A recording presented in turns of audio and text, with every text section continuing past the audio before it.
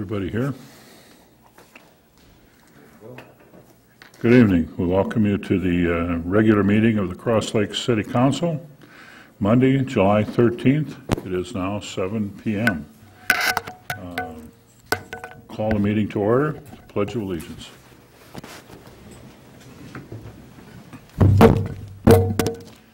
I pledge allegiance to the flag of the United States of America and to the republic for which it stands, one nation, under God, indivisible, with liberty and justice for all.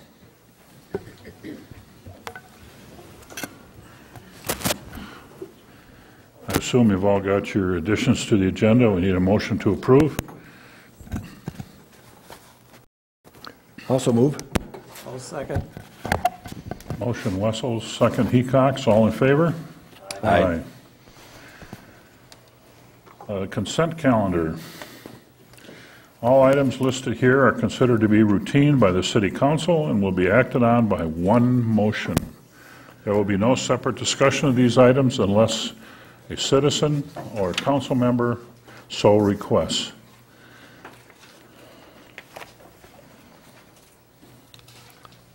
You okay with the consent agenda? I make a motion, we accept it as presented. Motion Nelson, Second. second. Hearing a second. All in favor? Aye. Aye.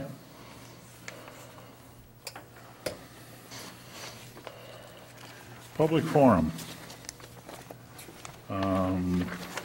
We invite any of you to come forward, and if you have something you want to say to the council, no action will be taken on any of these issues. As stated, if appropriate, the issues will be placed on a future agenda of the council. The speaker must identify themselves by their name and address, and each speaker, we would like you to limit your comments to 3 minutes. However, if you need additional time, we'll welcome that and consider it. Anybody for the public forum?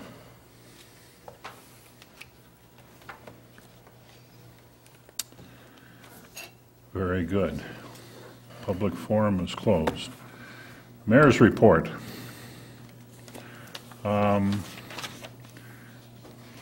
There's a memo dated July 6th concerning a commission appointment. I'll get down there.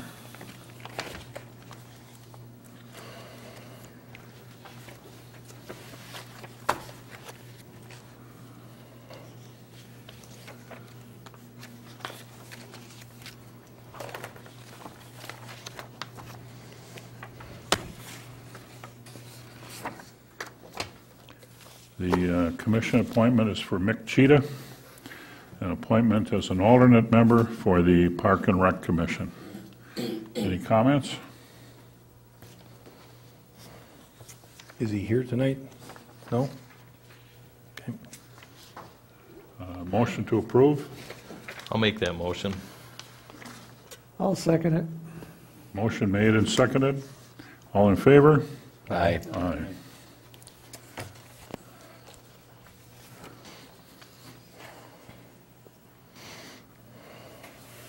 City Administrator's report.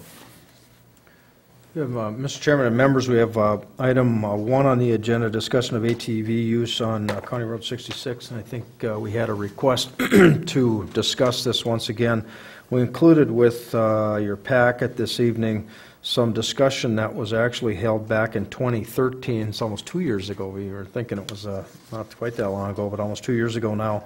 And also some information, I think, that was with some key dates and presented back then. So, Mr. Chairman, I don't know if there's anyone here from the audience that might want to speak to this issue, or anybody certainly on the council that might want to discuss this issue further. You also have Chief Hartman here that can talk about this issue if you'd like to. So, Mr. Stensby, the guy whose name's on critical issue right there, he's sitting right here in the audience, and I know he'd like to come up and speak to when you... Would you like to come forward and make...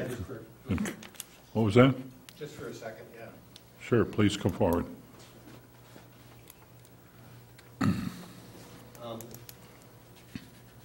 There's two points I want to make. As you know, that's a couple years old, that information. And things have changed a lot since then. The DNR regulations have been in a state of flux. Some of you may have seen within the last couple of weeks in the local paper some of the highlights of some of the changes that they did make.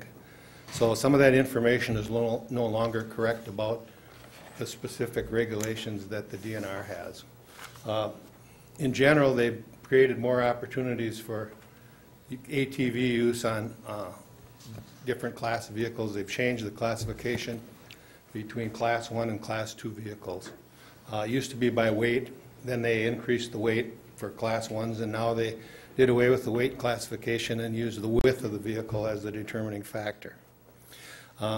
Be that as it may, the overall request and what we try to accomplish is to allow ATVs to use the road surface of County Road 66. Back in 2006, the city requested the county to ban all ATV use on County Road 66 because there was a lot of damage to ditches. My approach is I live on County Road 66, 37851, I forgot to mention that, and I had to repair my approaches 3 times. But since that change has been made, things they look good, there's no damage, they don't have to repair them anymore, so that's a good thing. But all the other county roads in Crow Wing County and in all the other county roads that lead into Cross Lake, there are no restrictions. So the businesses on those roads can be accessed by ATV users. The businesses in the city that are sort of isolated on 66 through the middle of town, they aren't accessible by ATV traffic. I did speak with a couple of the managers of some of the businesses on 66, and they're generally in favor of that, anything that would possibly bring them more business. Anyway, so the request would be for the city to go to the county at this point and ask to change the wording of the county ordinance that you originally requested to say that ATVs are prohibited from using the ditches on County Road 66. You're okay with that? Yes, definitely. But that would allow people to still use the road surface and road shoulders as prescribed by state law. What requirements are required of ATVs to use the road surface? Okay, I don't know all of them, but you have to have a driver's license. Okay. And there's certainly safety equipment that has to be on the ATV, seat belts, I believe, but I don't want to be any more specific than that because I'm not sure. Well, don't they have to have lights? Don't they have to be licensed? I think so. Well, they definitely have to be licensed, yes. Okay. There's, I was going to give you the name and phone number for a Mary Straka, who works for the DNR in Brainerd, and her phone number is 218-203-4445. And she's one of the people in the DNR that I talked to in the last week or so, and she is in favor of this idea and recommends that the wording be changed to restrict use on the ditches only, so that the other ATVs could use the road surface. And she could answer specific questions about, the other safety issues you'd have a concern about. But like I said, this is the only stretch of county road in the county that's restricted, and whatever the rules are for lights and brakes and seat belts and so forth are being followed in the rest of the county roads. So, Okay. I don't know, unless somebody has questions, I mentioned to Mark too that if you're in favor of doing this and want to pursue it and you need somebody to run down any other information, Mark knows my number, so could do that. Very fine. Thank you very Thank much.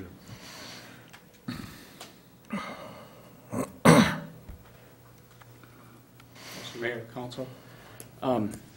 Chief Hartman. I pretty much agree with what this gentleman has said.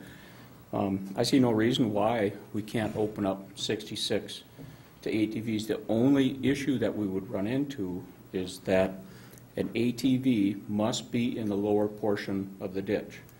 The problem we have here is we have no lower portions of ditches between here and Manhattan. So that would be an issue, and they did reclassify some of them, and there again, there still are Class 1 ATVs. Now, they've all been changed, and I should have brought it with me, I didn't. Sorry. They changed the classification somewhat, but there still are ATVs, like you would have sitting single file, 2 people or 1 person, not side by side. So in that respect, that, I don't know what we're gonna do with that.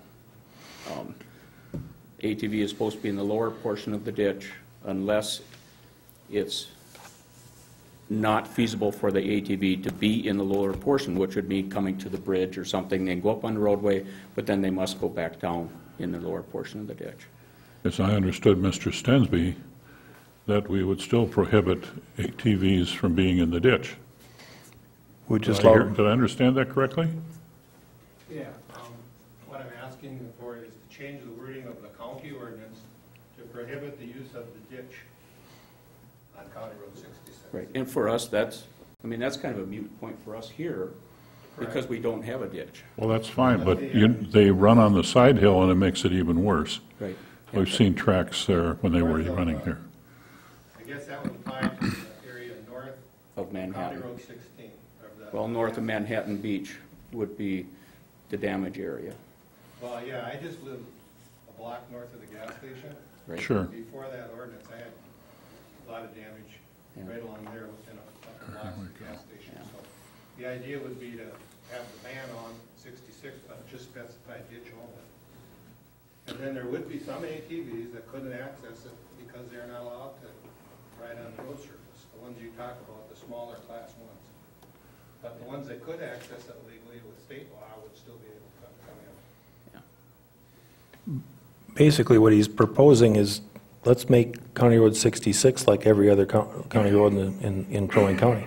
If you can, What that also does is, if we have any extra ordinances or anything such as that, the DNR officer will not enforce the ATV laws, and the ATV laws are all under 84, the statute 84, which is DNR statutes. But if you have a county ordinance or city ordinance, they will not and cannot enforce that. So if we go to state law out here, perfect. Then if a DNR officer, we've got a couple of great ones and all in the area, if they see somebody out here, whatever, breaking the law and somehow, then they can stop and they can enforce the laws.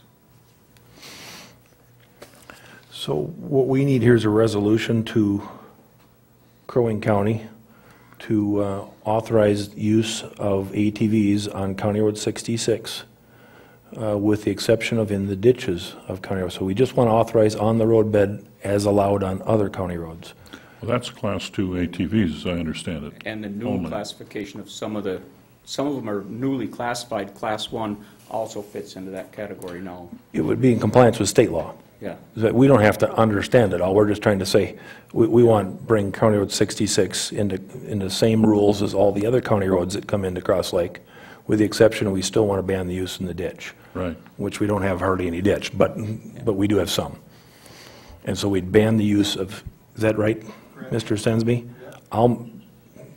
Did you get that, or do you mean, I'll make that motion again that we, do Doing a resolution?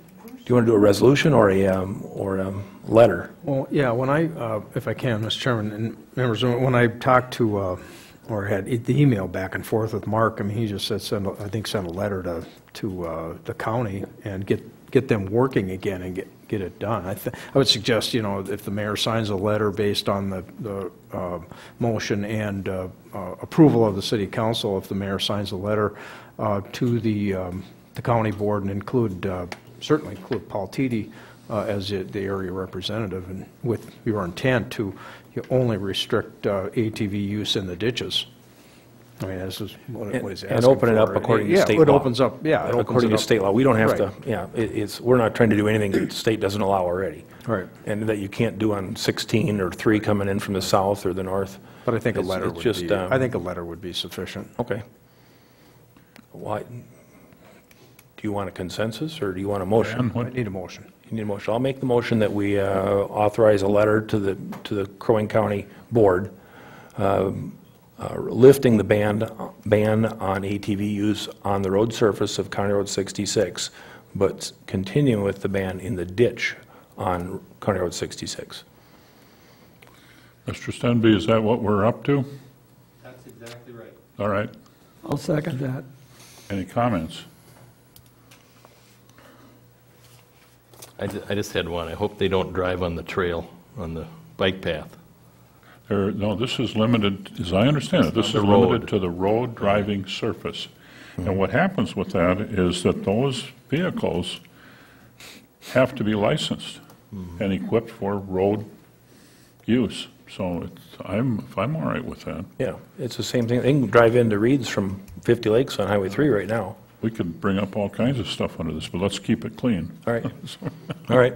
And we will do everything we can to keep them off of the trail, absolutely. I believe that's signed too. I think John has those all signed, no motorized vehicles anyway, so. Okay. That's like they can't use the Paul Bunyan Trail now either. Okay, Mr. Person, are we all right with this? Okay. All in favor? Aye. Aye. Thank you. Dan, you're on Yes, again. item 2, discussion of nuisance ordinance and enforcing administrative offenses. I have included a couple of ordinances that I'm familiar with, and frankly, it kind of came from Brainerd and ended up going to Little Falls. Some of the ordinances that we've recently adopted.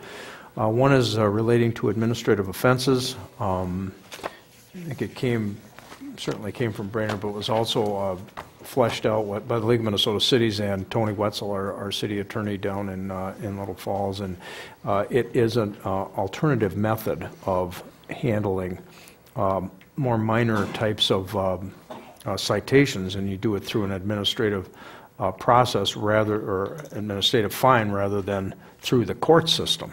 And it lists the various ordinances that we use.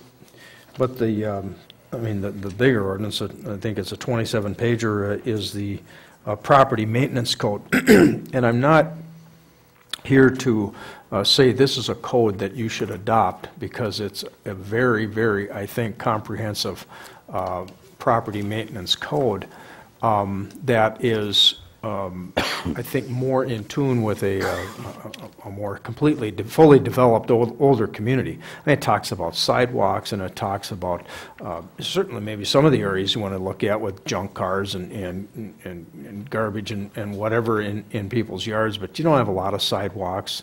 Long grass. You've got areas that you're not going to mow and you don't want to mow, and so in order to do that type of ordinance, you'd probably have to restrict it, narrow it, focus it a little bit differently than it probably is in this ordinance, or what is kind of a more fully developed community, similar to what Brainerd or Little Falls might be. But I wanted to just give you some ideas on what's out there. I'm not saying that this is something that we should look at, okay, put this into ordinance form and let's talk about adoption. It might also be something that you would want to refer to one of your committees or commissions and have a little more detailed discussion about it and come back to you at some point in the future. But I was asked at the last meeting when we talked about nuisances and garbage and junk in people's yards, and this is some samples of what's out there. Again, it's probably more comprehensive than what you might be looking at, but gives you some ideas of alternatives. Piling wood, junk cars, nuisances, all of these things. So I don't know how much We have Brad had, has and I either. hope we still have, ordinances in place for unlicensed vehicles Sure. on property, stored on property. That has not, and I don't know if that's still in there. It is. But, huh? It Yeah, is. I'm sure you Okay. do, and what we tried to do is, what we wanted to do with this ordinance is to consolidate all of those, because so often in these code books, you'll have one property maintenance item way over here, and then you'll have to look around and find another one over in another section. And what we try to do is consolidate, the piling of the wood and the junk cars and the nuisances and the blight, and just put them all into one property maintenance type code. So if anybody's looking for violations or looking for areas that you might want to take a peek at, you'd have them all in one place, and that's what we tried to do.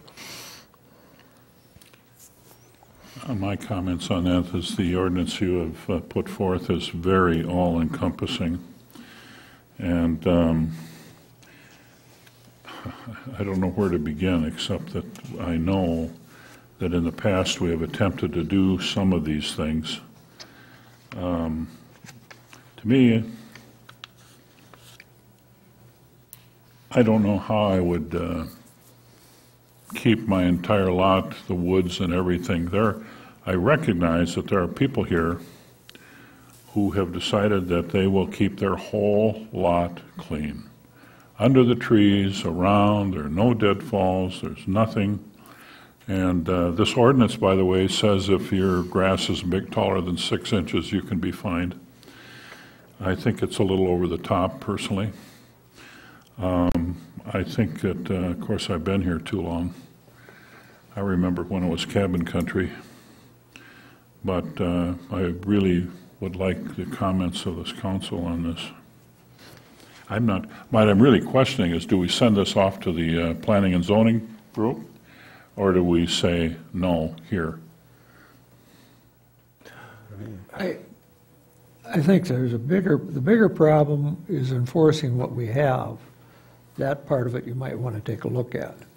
Because there are rules and regulations about some of this stuff, but you can't go over the top either. Are you suggesting, Mr. Hecox, that maybe we cherry pick out of this, add a few places that we want stricter enforcement, like junk and old trailers and that sort of thing, and then offer maybe some additional methods to enforce that? That's what I would say has to be done. I would agree with that. We don't want to, Pine River's got an ordinance, my son lives over there, and they hound him for not mowing the grass on his extra lot, not the lot his house is on. But he'd kind of like to let it go wild, but they won't let him. So there's birds that'll nest in there if I let it go wild. But they don't want to let him do that. Meanwhile, next to him is an undeveloped lot, and that hasn't, of course, ever seen a lawnmower. So you get into all sorts of judgment calls on this, and we want to eliminate as many of those types of judgment calls as possible. If there was a need for this, why didn't it come up from like planning and zoning to begin with? I look at I looked through most of this, and I appreciate the fact that it was brought forward saying, here's an example, but I didn't know that there was a big issue with this, and if there were certain things in here, as Mark said, cherry pick, why didn't we hear about it from P&Z? Well, the letter was written to us. I understand when it comes to that particular issue with the fire deal, but there's a lot of stuff in here that's, Oh, I'm sorry, what was that? I just asked if Mick or Diane Cheetah were here tonight. I think that, and I agree with Brad, we either say no now, or I would recommend it, or the alternative is that I would recommend that we send it back to planning and zoning. I think it's very aggressive. I think that most people keep their yards like they like them. The issue here appears to be that there were 2 fires on the Manhattan Beach Point within a week of each other that apparently started from spontaneous combustion in leaf piles or deadfalls or whatever. We received a page-long memo. You might want to put the memo on the overhead. Brad, can you do that? We received a memo that says it's been, how did they say that? Common practice to dump leaves, etc., on vacant lots. I don't know that that's exactly true. And they had a fire that, if he had not been home, could have caused damage to their property, but it was caused by the neighbor's leaf pile. And that's the letter that we received for that. And she's right. They're lucky they were home when this happened.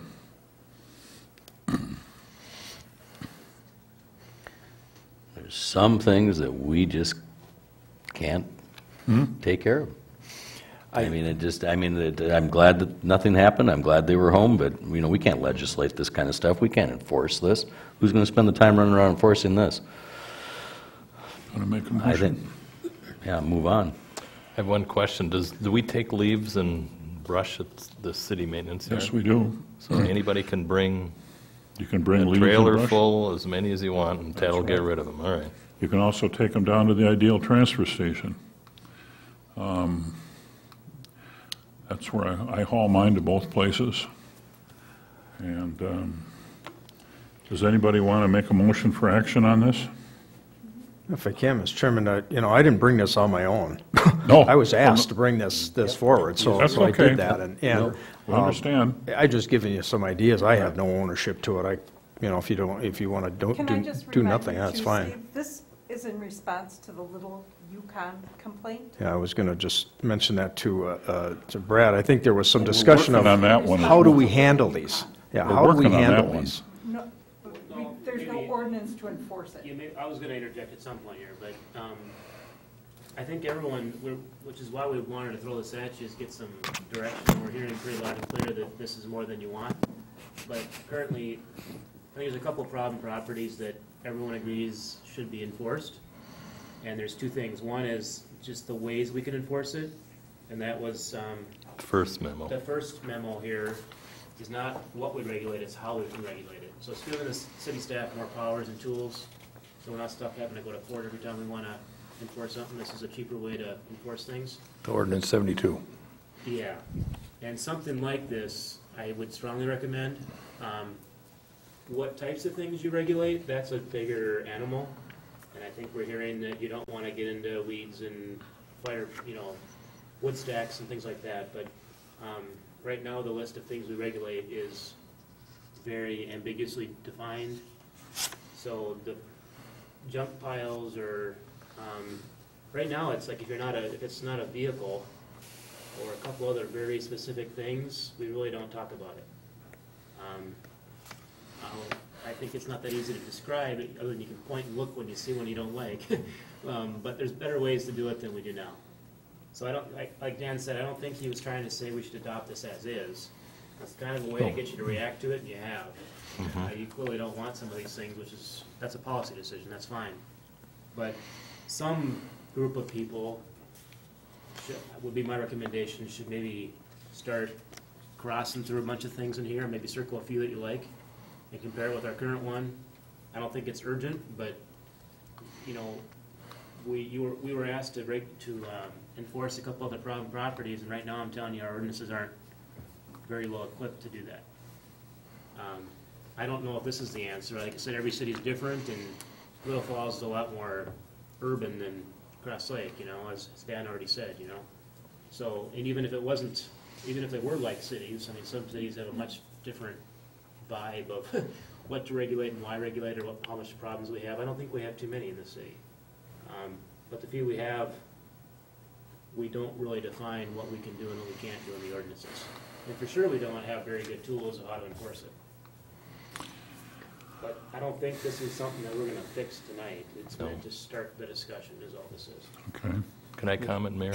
I think the approach makes sense, but we have 2.5 people in our office here, and I don't think we have enough people here to, you would have to go back and massage this to see if there's any way that we could avoid using Brad all the time, and see if that small staff could handle something like this. I don't know if it could. You talk about, they must have a building inspector in Little Falls? No? Yeah, no, contract. Contract. City engineer, zoning, they've got more people there to pick from and assign this task to. But the concept makes sense for a larger city, but I just don't think we're staffed to do this here. But just what I think what Dan was getting, we don't have a rental code, and we probably won't have one. So this list is going to be much smaller in Cross Lake if we do it. Right. It could just be, we're talking about zoning code and nuisance code, period. We're not talking about the other 22 things here. So it's not, I think we all readily agree this is more than we need. At least it makes it easy to this is more exhaustive than we want, cross out. That's a policy call on which ones to cross out. I could do it, but I'm not the one that makes policy decisions. So, I agree that this is more than we need, but right now we have less than we need. Somewhere in between is what we want as staff, and that's what we want P&Z or council or both to help tell us where that is. How about, Mr. Mayor, if I may, that the council take this under advisement, like they say in the court of law, and take a couple of months, 2-3 months to look it over, and maybe bring it up in a meeting this fall, September, October, something like that. Well, we could send it to planning and zoning and let them roar through it. My problem is that I should remind you that we've had people that have tried to do this here before, and they're no longer our employees. This type of ordinance is not well received. How long I have to mow my lawn, how I keep my compost pile, and should I rake all of my 2-acre lot is difficult, and that did not sit well several years ago. So I don't know where we take this. I recognize that Mr. Person has got a good suggestion, and there are a couple things, and as I was reminded here tonight, we have a couple of commercial properties that have dumped the remains of their business operation on their property. There's a whole building demolished laying on the property, and I think that's what you're referring to. We probably don't have the regulations to have them remove that. Yeah, no, staff's not at all saying that we want to have a fully developed weed ordinance or some whole section of this probably should be gutted. It's just whatever parts you do want to regulate, and we don't know what that is yet. Agreed. Need to be better defined. That's number one. What parts? Because right now it's our nuisance code hasn't been looked at in eons. You can tell by looking at it.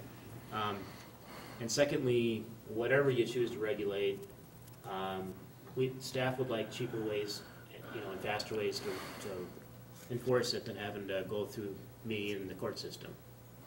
If you got to do that, you end up not doing it most of the time because it's too expensive. We want faster, cheaper ways to enforce whatever it is you want to enforce. But those are two different things. So there's two pieces here. Yeah. Okay, I appreciate that. One, procedures for enforcing, and I kind of chill out at the property maintenance code issue. I think that's a little over the top, but anyway. I agree with So what should we do? There's a couple items in here that we might want to, junk being one of them. Yeah. Okay, and giving staff an easier way to enforce that. But maybe we just set that out clearly, that we want you this specifically, and maybe something else that, you got 16 refrigerators out behind your garage. That's not a very good deal. And so give staff a way to enforce those types of problems. But yeah, this is very comprehensive. We don't have $100,000 or more just to find somebody to enforce all this. But let's pick out a few things, and let's bring this back up again in a month or two, and let's get a chance to maybe we can talk a little bit once in a while and share some notes at a future council meeting. I think we should also get some information from planning and zoning. Do what? Get some information from planning and zoning on what is there now. Yes. Yeah, this hasn't touched them. I know that. Can I just give you a couple of my thoughts while I'm here? Hey, Chris Pence. I think, looking at the ordinance, and I think it's, there's a lot there, and from a standpoint of, as Dave mentioned, who's going to be the enforcer, that obviously is going to start with us, and we'll be the ones handling that. I don't think we're be able to really do a good job enforcing, getting a ruler out and measuring weeds. Is it 5.5 or is it 6 inches, or, leaf piles, that sort of a thing. But I think right now the ordinance really is weak in the area of trying to, it's the junk. It's the junk items that we're really struggling with right now, to be able to look in the ordinance and say, why do I have to do this? Because it says right here. We don't have that area that we can point to right now crystal clear. We have automobiles, junk vehicles that are so-so. I mean, that itself could be beefed up. But if I were to say the two areas of, if you really want to focus on a nuisance ordinance, that's probably going to get the majority of the things handled that are typically an issue, would be, clarification on the vehicles, junk vehicles, and on just junk and rubbish, garbage, that sort of a thing. Right now, it's just not as clear in there for us to really be able to put our finger on and say, this is exactly what we want to regulate. I'll make you a deal. If you can define junk, we're in. One Well, man's there's- I junk tell is ya, another's I've- treasure. Don't ever forget that. I don't think I've seen such an exhaustive list of junk until I saw that ordinance from the fall. So they seem to have really thought about junk quite a bit down there. So Very good. I think that's so. I think that if from a planning and zoning perspective, I think that's what we would really focus on. That would be the, what I would expect the commission would focus on would really be just the junk in the vehicles. And the hardest part, I think, as Brad had mentioned, is the enforcement, because every time we come to a spot where somebody isn't going to do something, the first thing we do is call Brad, because, I mean, we really don't have any other options. There's no other tools in our tool belt that we can use to expedite that process outside of somebody doing it on a voluntary, doing the right thing. And so we do get Brad involved quite a bit, and it does take a lot of his time, and I know his time is not cheap. So if there are other ways that we could use to administratively help us in that process, I think it would be huge. I would say Mark's recommendation is probably, input from us, but I'd like to get more from Dan, Ted, Chris's people. Our planning and If you zoning. have problems, I mean, here's a whole list right here, but what have we talked about? Cars and leaves and junk, and not rental units. We don't have any issue. I mean, what are the issues that you've seen in the past? I don't know them all, but, Junk, we don't have a trash. lot of issues, Yep, so why make more?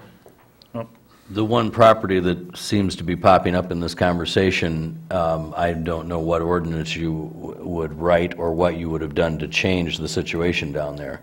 That gentleman wasn't going to do anything one way or the other. He was just going to leave it, dump it, and run just like he did. So, I mean, I appreciate what they're saying about needing some tools in the tool belt. But once again, I mean, there's going to be some of these situations like that particular piece of property that I don't know what would have changed that. It's not going to clean itself up. And, that gentleman certainly wasn't going to do anything about it. He didn't care. That was very evident the way he left it. So, I mean, it's great to have this conversation. We all want to see our town, clean and organized and beautiful in every aspect. But there's just going to be times where, it's going to be what it's going to be. And we just happen to have one of those or a couple of those going on right now. So. Mr. Attorney, That doesn't mean, though, that that just doesn't mean that it's not a good idea for planning and zoning to look at this, and if, Brad's got some good ideas of some things we could do in an ordinance to give us more power without having to always go the legal route and the expensive route, well, then that would be great, but I still think that we're just dealing with some things once in a while here that are not enforceable. My comment. I have a question.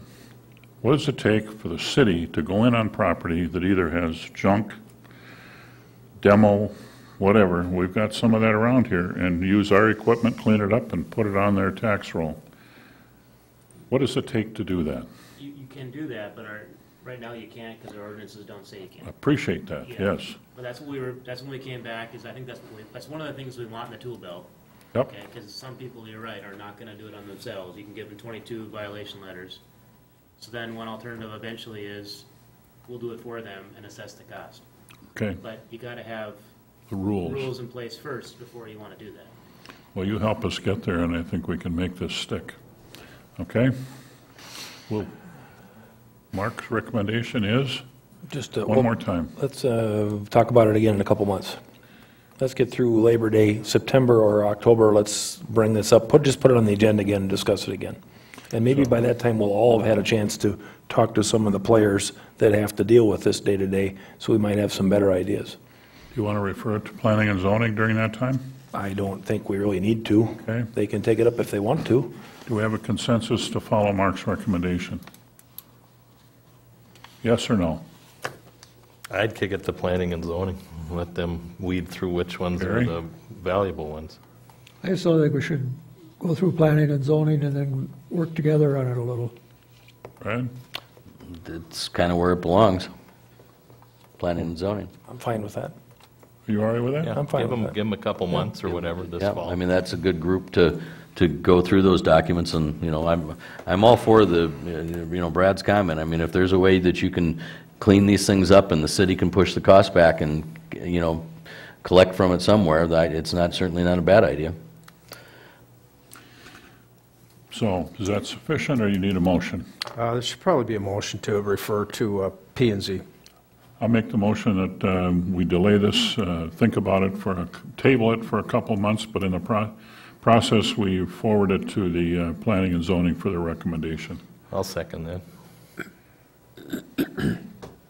All in favor? Aye. Aye. Good. We have item 3 under the Administrator's Report, memo dated July 9th from our Chief, Fire Chief Chip Lowmiller regarding staffing. The chief is here, and maybe he wants to come up and briefly discuss his proposal. Personnel met prior to the council meeting and is agreeable with the proposal, but let's let the chief just explain briefly what the proposal is. Thank you, Mayor, Council. Basically, we are down to 20 members. We've been trying to recruit for, Charwoody, 3 years or so, 3 or 4 years, and we've been unable to bring on any new members. So we do have some area firefighters that are our mutual aid partners. For example, Ideal, Cuyuna, Emily, Pequot, that some of their members work in our city of Cross Lake. Uh-oh, sorry, I have a call.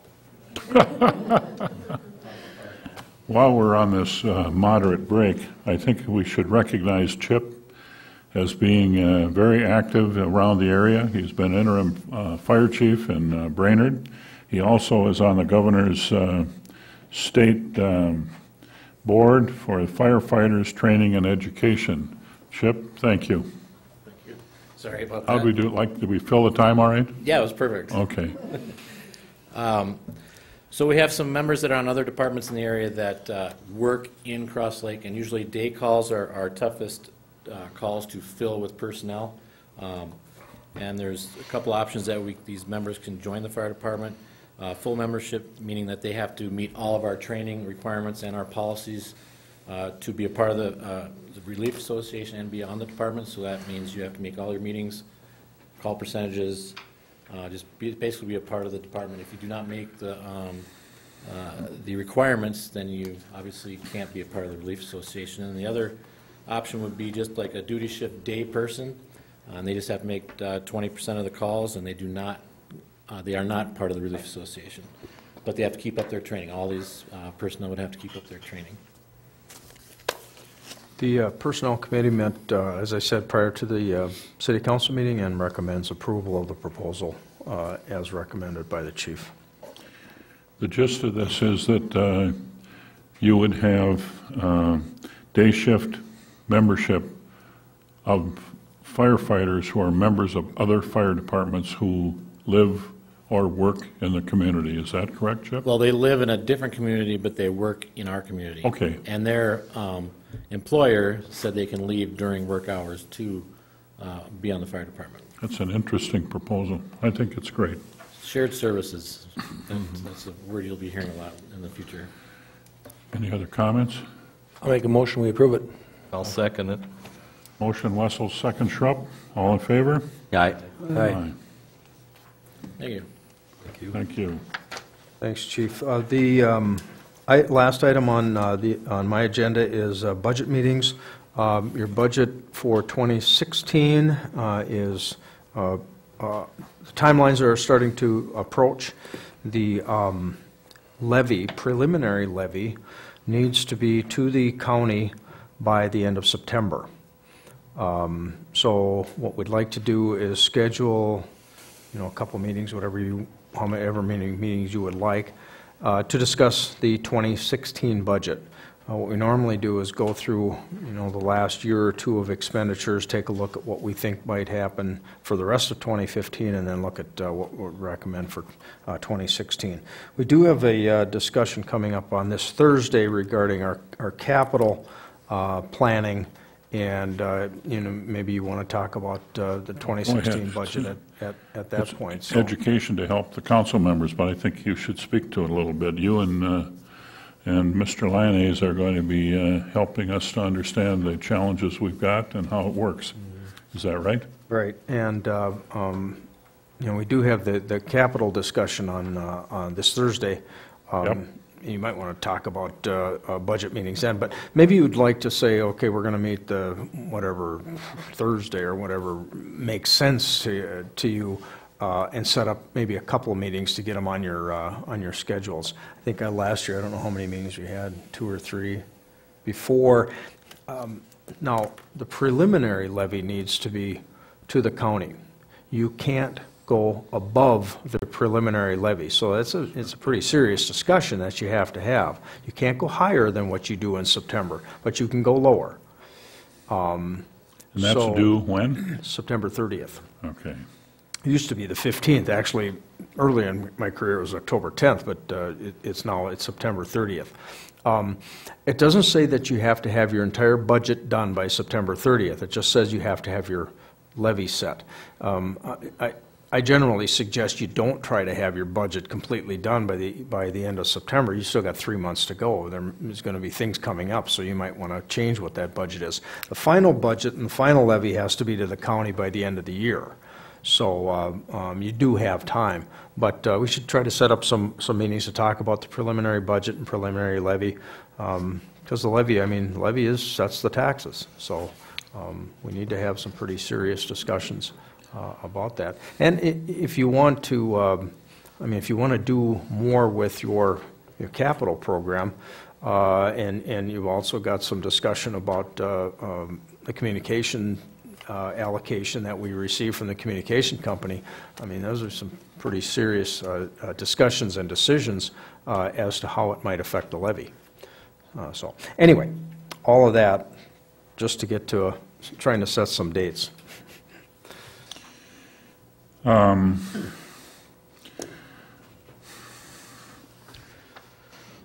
What better suits most of us here? It seems to me that the first one might be the first week in August, but maybe it should be sooner than that. I don't know. What's your?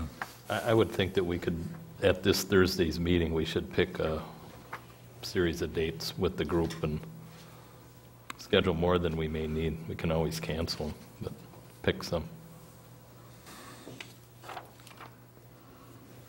That works. Should we set talk about the budget dates on at Thursday's meeting, or do you want to set them now? Well, I suppose we could set one now. I think we should set one now. And then we can set another one at each meeting just to kind of work it out. Or we can talk about them this Thursday and see what fits us. We can think about it. We get, the 16th is the one, we'd have that one scheduled now. This Thursday, Yep. 2? Where do you want the next one? 2 o'clock here. What? Thursdays fit well, or what day of the week fits well for you gentlemen? I'm fine Thursdays and the Thursdays are afternoon. fine for me. Thursdays at 2 o'clock. Brad? The 30th of July is another Thursday if you wanted to do another one in 2 weeks, but will we have the information we need at that time? Stretch them out a month and you forget about what you talked about last month. Well, the nights work better for you guys, or, you're, Where are you? What day? no, I'm talking about Brad. Oh, for Brad, Mark. his store's open. Yeah, I try to be as flexible as I can, but it's kind of a moving target for me. Different times, I don't know what's going to come up in the summer months. But I will be gone July 30th, that I do know. Well, it's, So, that particular, but So, Thursday can I ask- normally is how fine. about Who's all August going to be 6th, at these meetings? for lack of a better day? August 6th, okay with everybody? John Hinkie, Ted. Yep, all the department heads are all to be there, So with that, August 6th. and the council. For the first budget meeting? At 2 p.m., I think I got that right. Yeah, it's a Thursday. Thursday, 2 p.m. You okay what with that? time? 2 p.m. What time works? 2's fine. 2's good. Huh? 6th, August 6th, 2 p.m. here. Would you say 2 p.m.? Did you say that? Yeah, that's what we're doing All right. this week. But you can come at 2 a.m. You might be able to handle that. I'm We'll too be here old for 2 that p.m. crap. Yeah. You can get a lot of stuff done without all of us here. So, Great, thanks. Good. We got one set.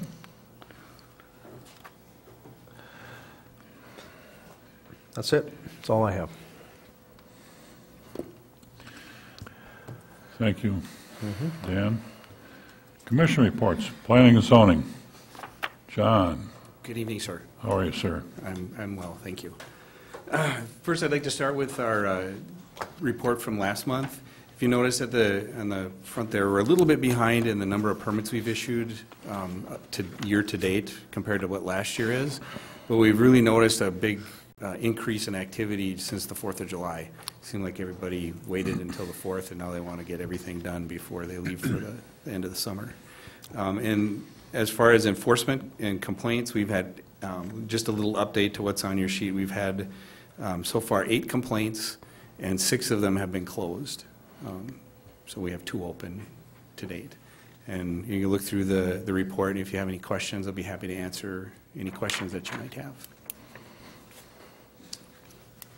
And if not, we'll move on to our second item, which is the, excuse me, the preliminary plat for Whitefish Business Park. It's 5 tracks and on a little more than 4.5 acres.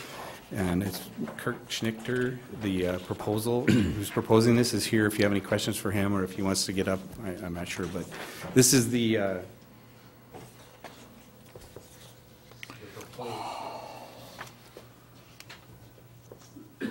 Is this the location kind of aside and behind? This location is just south of Cross Lake Roloff. Yep, okay. And about within the last year, the 2 lots up here at the top, those were meets and bounds, a minor subdivision. Those were split off. And now he's going through and doing the planning process for 5 to turn the remainder of the lot that was down on the south into 5 individual lots. How big are these lots? Square feet? Each of them is, they're required to be 20,000 square feet, and each of them is over that slightly. But they're in the 20-plus? Correct. It is limited commercial, and the requirement is 20,000 square feet. Interesting. So our, on the agenda today is it was approved, or recommended for approval at the Planning Commission at their last meeting, and it's up for your approval at the council this evening. Johnny had a question. There was a recommendation from the county that the recycling owners would remove their road? But it was just a recommendation, request, right? yes. Have they? The issue that they have is they would like to have bigger than a 9-ton road to get into their business there, and if they come in off of the new road that's created, it's probably not going to be built to that, it's only going to be a 5-ton. So the answer is no. The answer is no, they don't have to, and they don't want to because they could lose being able to haul big trucks in there in the springtime. They have presented everything as far as setbacks, and you can see on the proposal there, they have primary and alternate septic systems put in place where they could go to if they're needed. And they have a whole stormwater management plan for the new road construction going in, because one of the questions was mitigating some of the runoff issues that the roll-off has because their building is built a little bit too low, and it fills up with water. So they're going to work with them to create less of a problem for the roll-off and try to collect that water along the north edge of the ditch on the new road that's going in.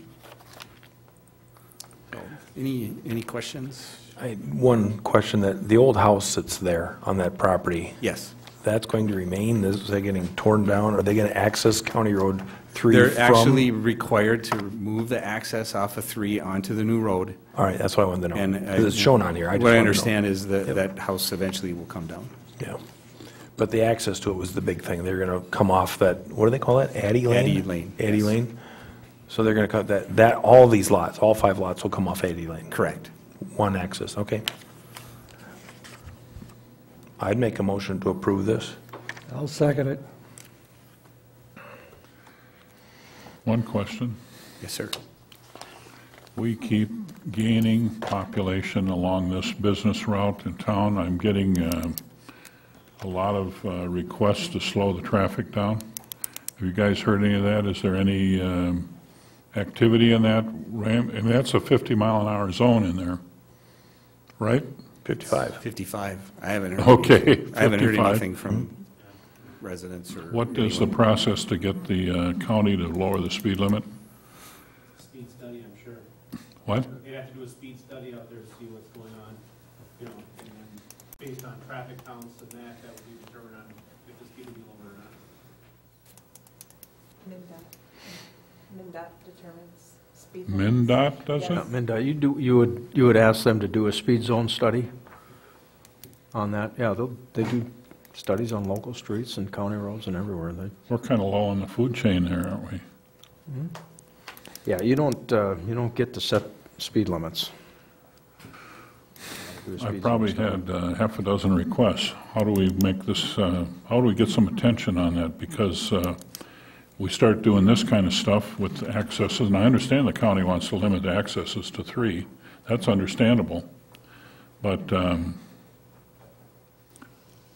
okay, here comes Mr. Strand. He's got the answers. I don't have any answers. They just did a traffic study in town. The MnDOT was just in town, did a traffic study. You've On seen the 3? counters all through town. Okay. But you have no right. You can make a request to the county. It's MnDOT that sets it. You can make a request. That's as much as you can do. Do you know what the result of that study was? No, I have no idea. I haven't seen it generated yet. They did it through the whole county, so I don't know what it showed. Okay. So we may get a speed reduction that we don't know about, right? Anything's possible. Yeah, okay. If you don't ask, you aren't getting one. What? If you don't ask, you won't get one. Well, they might, these MnDOT requests. There's actually a process to increase the speed limit too, if you want to. Sure. One night I couldn't sleep, I read all about that. So I could sleep afterwards. But this, that doesn't have anything to do with this. Should we get this approved? Well, it doesn't.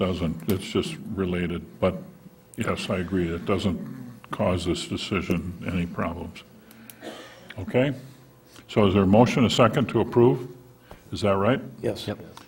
All in favor? Aye. Aye. Business Park plat approved. Thank you. Cross Lake Communications, Deb Florsinger.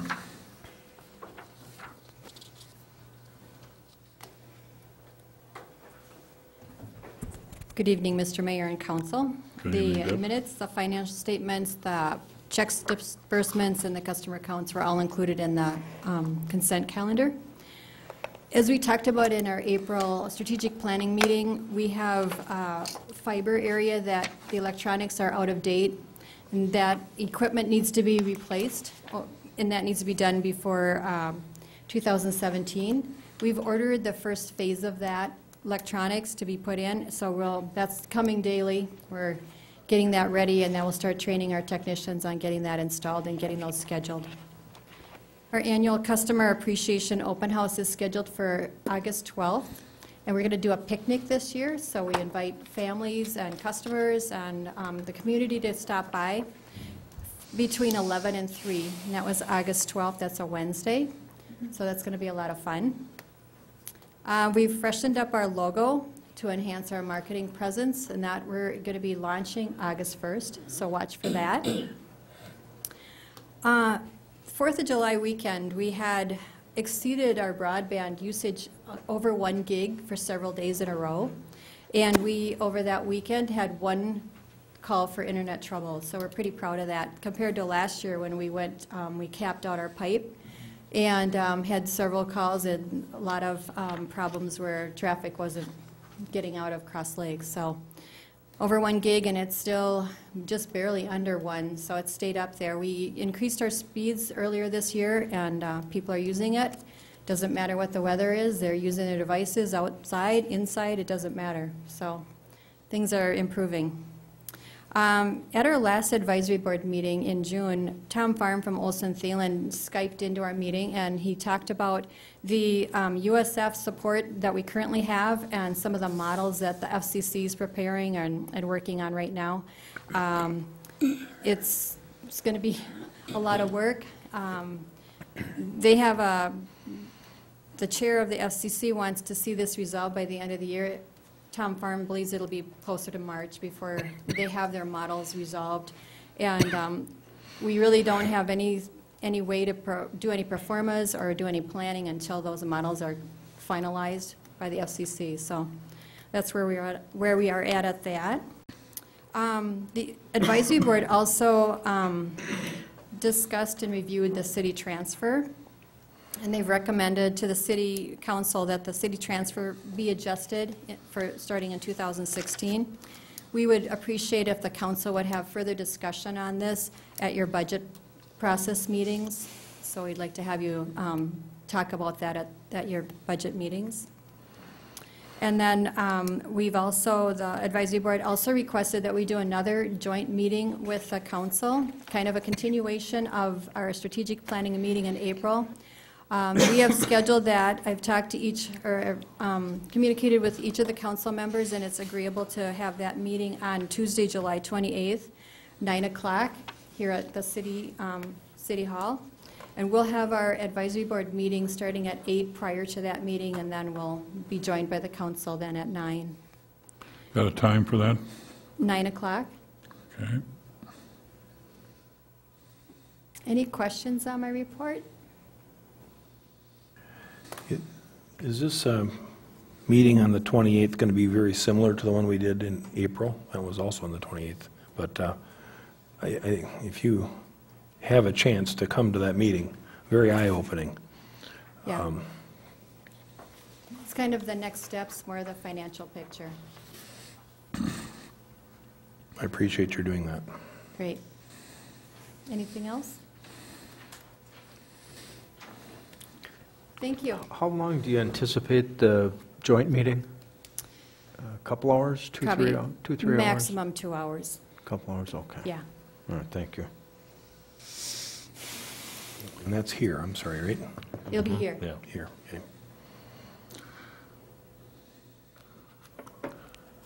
I would like to propose that we discuss the issue of the funds transfer either at the capital meeting or the first budget meeting. Is that fair enough? It's all part of it. Huh? It's all part of it, yeah. Yeah, right, okay. I mean, it's all part of the... Great. Thank you, Deb. Thank you.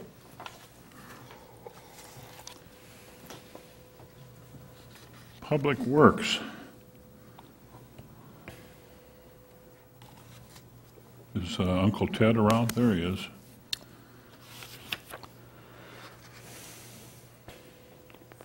Right?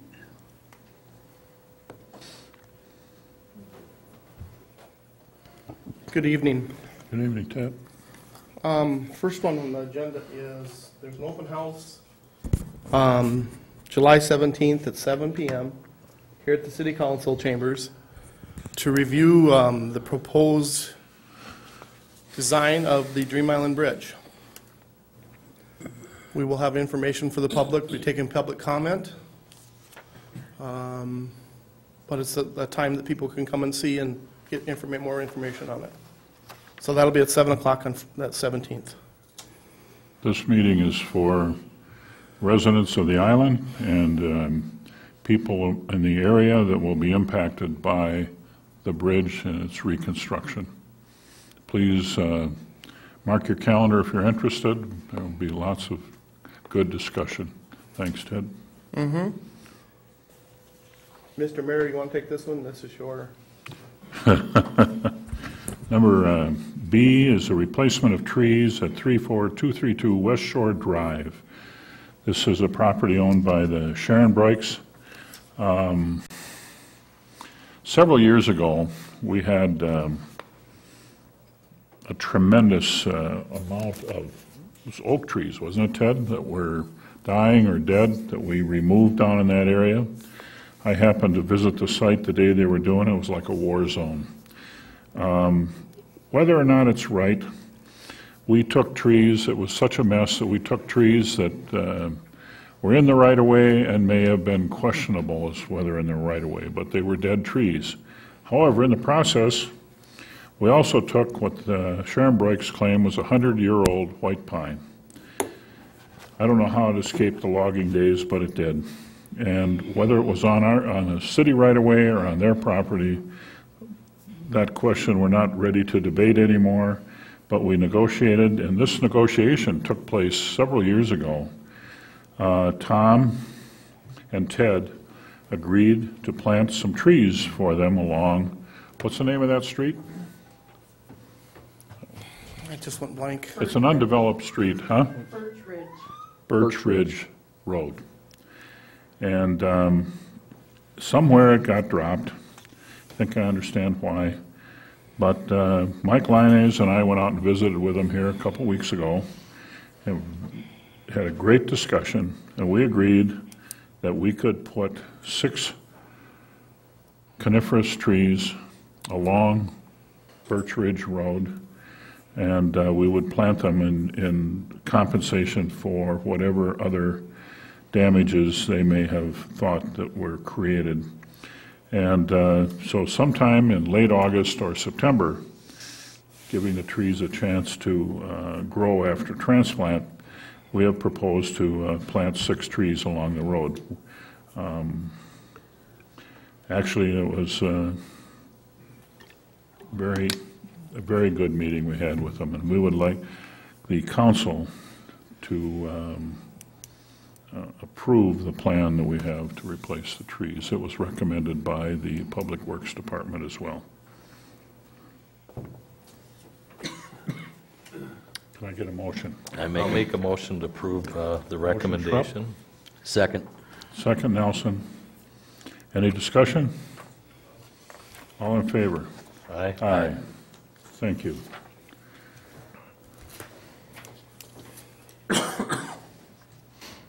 Sharon, have I got this thing right?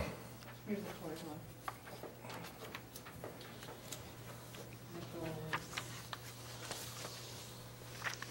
What is this one?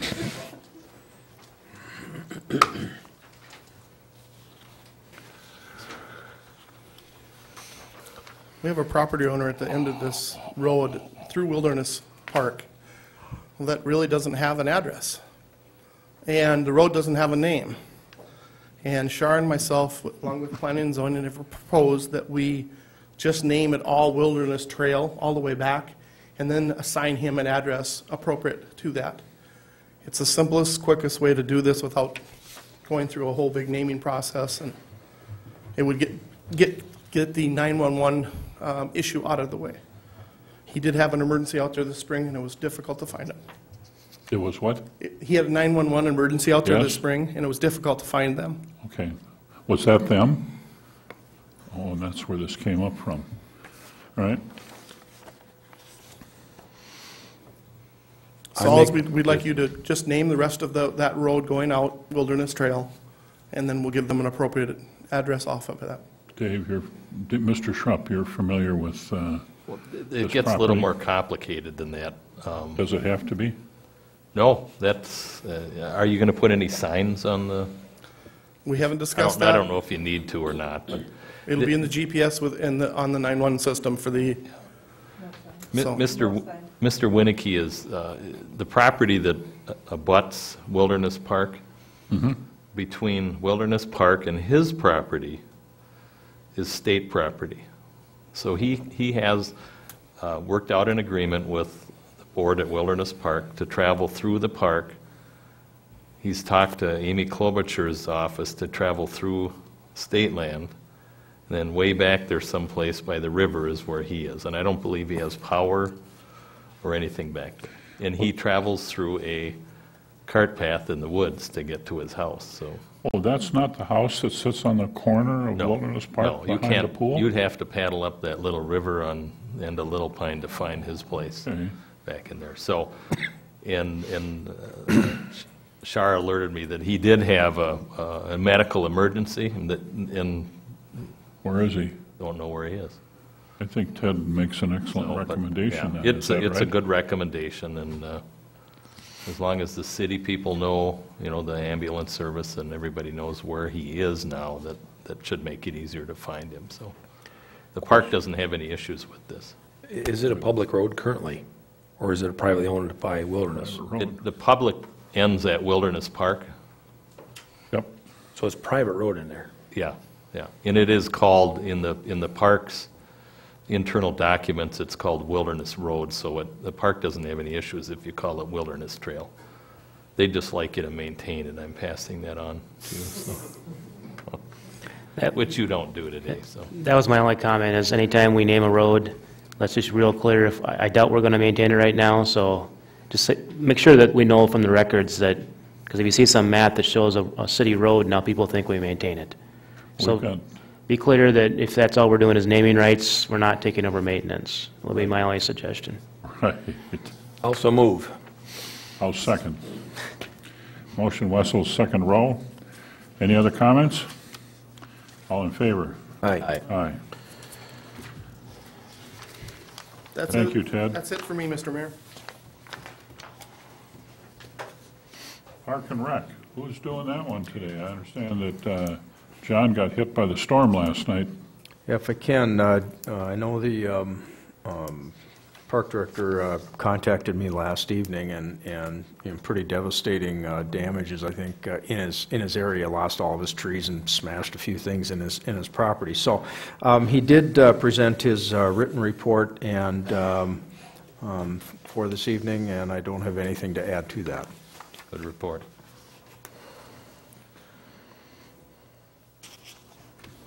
Aren't you going to read it? We've Nobody already could shot do it. past 8 o'clock, so. Nobody could do it with the flair that John has got. Okay. Do we need a motion to accept the report? No, we don't It's normally do just we? council information. Report accepted by consensus? You're here. Yes? All right? Yes. Report accepted. Personnel Committee.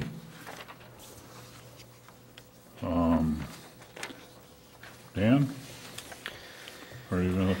Yeah, we have, the Personnel Committee had a number of items on its agenda. You've already approved accepting the retirement of Terry Kincaid, and it's worth mentioning that he's done a great job for the city, and his well-deserved retirement will be recognized. We'll contact him with a letter thanking him for his years of service to the city. He's done a great job. Good employee for the city.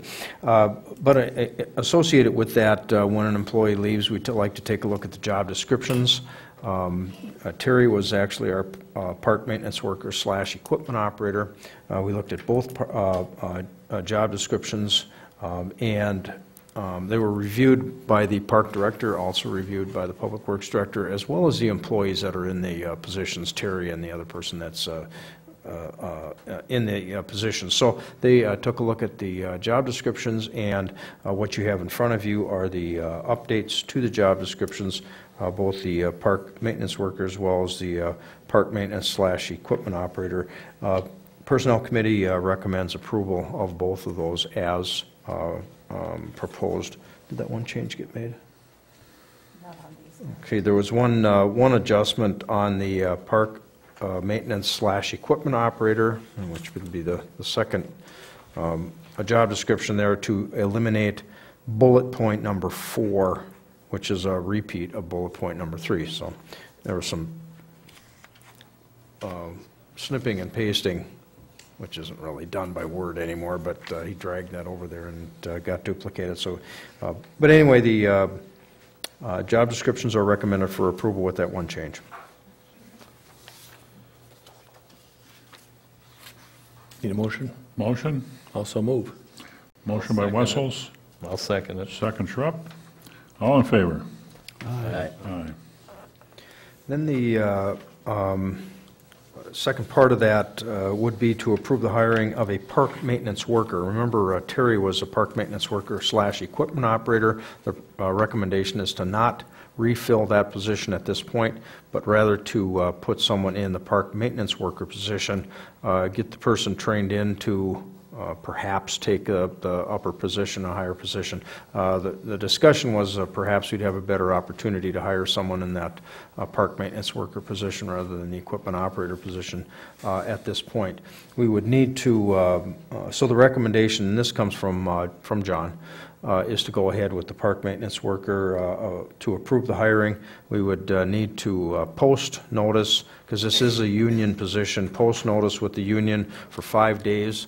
If no one from the union is interested, then the recommendation would be to advertise for the position after that. So we'd want to post. If no one is interested from the union, then we would publish.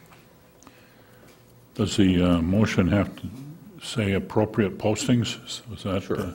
I'll make Appropriate that postings motion. and That you advertisements. Make the appropriate postings to hire this make sure maintenance the, worker. I think it should be noted that the difference between the two positions, while there may be pay grades, is also heavy equipment, but it doesn't include lawnmowers. So we're talking about dump trucks and loaders are included in the job description under equipment operator.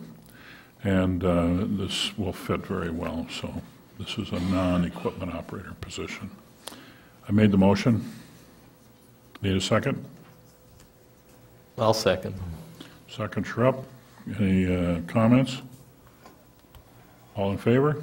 Aye. Aye. Thank you. Mr. Person, you got a interesting challenge here. Well, it's not my challenge, but it is a challenge for the council, and it's maybe bigger than this one property, or maybe you choose to try to tackle this one alone. But actually, this started before two of our council members were on the council, and we kind of looked before at all of Manhattan Point, and whether there was some kind of global solution. That hasn't really gotten off the ground. There's lots of explanation that's in the packet. I can try to address questions, but I didn't draft it. It was drafted by Mr. Bilski. But I'll just kind of skip to, I think, the end game, and I can talk more about that.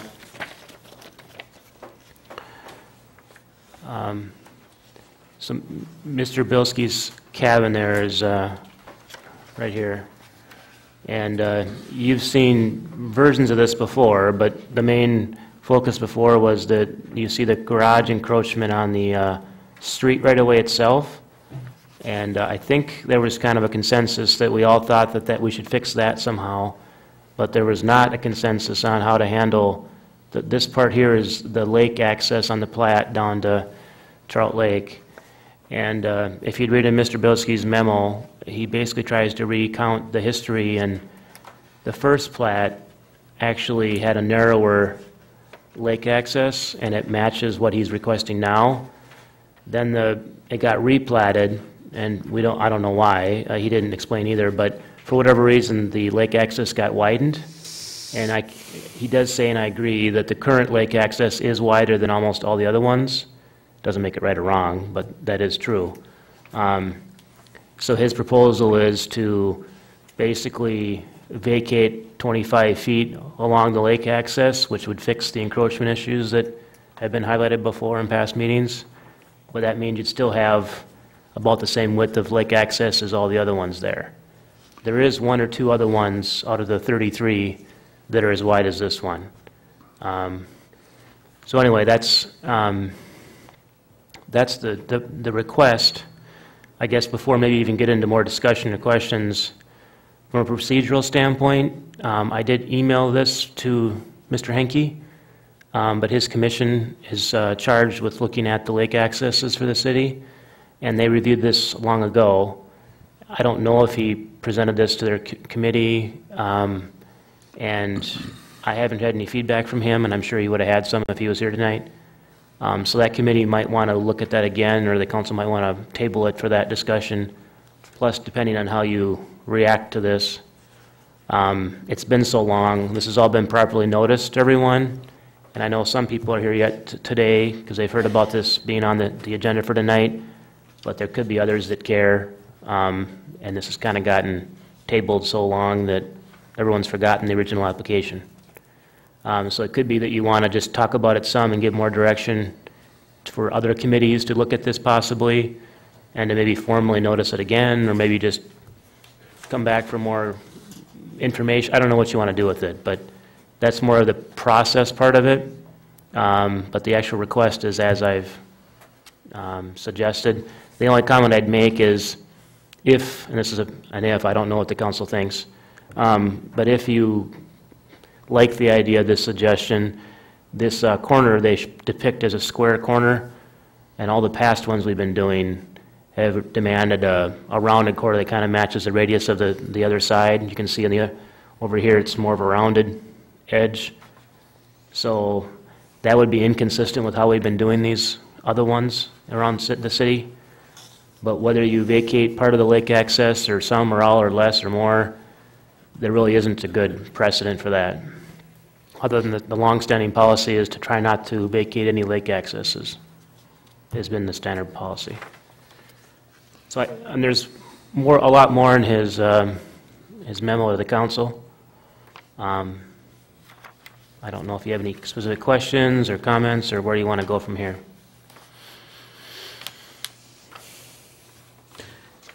You're not changing the public's right to access the lake. I mean, there's still, how wide is the piece that shows the little road on it right there? I'm not quite seeing that on this. Yeah, I should find it again. I think it would remain, if vacated the way he's asking for it, you're going to be left with 35 feet. I want to say I should have had that at my fingertips. 52 to 30. 30, not 35. Okay. It's currently 52, it'll go to 30. That sounds right. I don't remember, to be honest. I'd have to look, but the survey might tell us, but that sounds about right to me. Well, my immediate reaction to this is Twin Beach was replatted into Manhattan Beach still several decades before the Bilskis bought this. So by that, Mr. Rowe, you ought to get the rest of the point out there. We just vacate the whole thing. You've been there for a long time, too. My memory isn't that good. We just vacate the whole thing. You can't change the lot lines after you buy it. The lot line was changed before he bought it, and so that you can't change it after you buy it. I don't think this is a question of who owned it when. This is a question of what that parcel was before the replat. In other words, this parcel looks to me on the survey to be roughly, what was it, 100 feet wide? Yeah, 105, I think, if I read this right, or thereabouts. And so the question is, which line is right? Was it a survey error? There's no question. Huh? There's no question. It was replatted in 1929, decades before the Bilskis bought it. That plat is accurate. It was replatted by the current owner, which at that time was Cavalier Realty in Minneapolis. Right, right. They have every right to replat it. They bought the plat of Twin Beach. They replatted it into Manhattan Beach. And so the new lot lines that they developed are the ones that are law today. Brad, was this lot privately owned under the Twin Beach plat at that time? That's the question I have. Well, I think everyone's kind of right with the, I don't know what's the more, what's important to you, I don't know, but I guess why he's presenting it this way is they're understanding they found some stakes out there, and that was, if you recall, that was kind of part of the original discussion back whenever we first talked about this, that they thought, why they had those encroachments there, they thought that was always their land, and it's their understanding that that was the plat stakes of the first plat, okay? Yeah. But obviously, Mark is correct, it clearly got replatted. There's no argument that right now it's the 52 feet or however wide it is. There's no argument there. Right. Who owned it and when and how it was owned back when it got replatted, I could find out. I didn't research that. Mr. Bilski might know, but. Why would that matter, That Mr. lot Rowe? was privately held under the Twin Beach plat. At the time they replatted Manhattan Beach, or platted Manhattan Beach, replatted Twin Beach, then we got a problem. If that was still under the ownership of whoever owned Twin Beach, who owned Twin Beach at the time? It's Torrance property. It's what? Torrance property. You said Torrance. Torrance. I own Torrance property too, but There's no such thing as a lot line dispute on Torrance property. So it's registered property. I don't think there is a lot line dispute. The question is, which is the lot line? The one that's platted on Manhattan Beach, the 52-foot wide right-of-way. I see what you're saying. Twin Beach wasn't Torrance. I don't know if Twin Beach was or not, but Manhattan Beach is. That's what matters. A judge at that time clears out the old title. It's now this title, and this title is good. Which page, I can't read two of these pages, so I'm not going to profess to, but are these legal, one of these is a legal document? No, both of them, yeah, so, Both of them were legal at one time. yeah, no. Which is the most current? The one that's, so there's no doubt that as shown in the survey, the current lot line of the new plat, because the replat definitely superseded the old plat. So the new platted lines show, this line right here. That's the current line. And that's why they had to come in for a vacation, because now when they get it surveyed now and come to find that their garage, these buildings that have been there for a very long time are in the road right away. That's the biggest concern. But then going down this side, there's also, as you can see, little bits of, whatever that is down there, some kind of stone wall and a little bit of their sidewalk and so on, is in the, no doubt about it, is in the public right away. That's not up for debate. It's more a history as how it changed and why they had the assumptions they did, and that one is wider than the other ones, or almost all the other ones on the point. Now, that might not be relevant to you as a council. I mean, I'm not, but that's what he's trying to show is kind of the history of this, which maybe distinguishes it from other ones, and maybe why we shouldn't try to globally handle these, because it's land, and every piece of land has a story, I guess the real question I have is, what really was the westernmost lot line when it was Twin Beach? Is that able to ascertain? No, I agree with his brief that the lot line used to be where he wants it now, and it was changed to that's not debatable in my mind. All right. I agree with his logic there. Okay. Whether that's important to you, I don't know, but it did get widened. The public right-of-way got widened in the replat. Yes, it did. That's true. But Mark's right, I mean, that was a long time ago, and it is what it is now. I mean, 1929, several decades before the Bilskis bought it. On both of those? The Well, Manhattan original Beach. and then the Not update. 1829, was it? 1929. 1929, there we go, yeah. It's been a long time. Before my time, yeah. 85 years ago. I'm almost that old. Okay, that was a long time ago. The real key is this: what you bought when you bought it, that's what you own. I think the key is what was there when that structure was built. All of those structures were built. What were they built on? The two garages and that cabin. Well, and just to get back to kind of the framing in the beginning, I think this is very complicated, and I think a bunch of them are, and I know there's worries about precedent setting, and there's lots of other ones, and all the things as the politics or the policy behind it, which is important. Yep. But the legal standard is not kind of a lot of that. The legal standard is there a public need to keep the area he wants? Is there still adequate room for the street to happen on this side? That's I think the first one of the issues. If we vacated and kept the garage in his land, is there still room for the right-of-way? And instead have room for snow storage and utilities and the things you need with the road? And then secondly, have we prevented the public access if we narrow it like that or not? Is that reasonable or not? That's completely a policy matter, but that's the legal standard. The history and what people thought, now that might be relevant to you, is kind of how to distinguish this from others, but the legal standard is simply, if there's a public purpose and a public need to keep that, then you should not vacate it. But if you believe that the public purposes can be accomplished and while giving him the vacation, then it's allowable. That's the legal standard. If I might, he's correct in most of the right-of-ways that go to the lake are from 15 to 30 feet. Right. That's what most of them are.